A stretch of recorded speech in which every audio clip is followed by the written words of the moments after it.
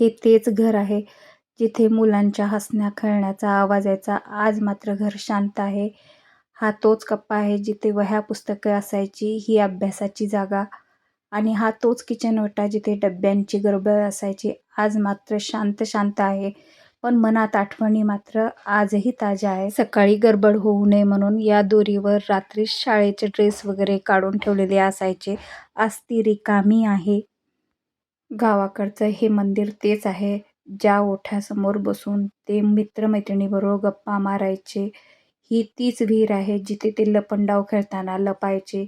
आज मात्र ते अंगण मला ओसाड वाटत आहे. गावाकडं आल्यानंतर मात्र नित्यपूजा तेच करायचे, कधीही कंटाळा करायचे नाहीत. याच मंदिरामध्ये, याच सोप्यावर बहीण भावाच्या तासनतास गप्पा रंगायच्या, तर कधी गाण्याच्या भेंड्याच खेळायचे, कधी कधी तर कॅरमचा डाव सुद्धा चालायचाच. स्वतःला मात्र गुंतवून घ्यावं लागणार आहे, कारण पाखरं घरटं सोडून गेलेली आहेत.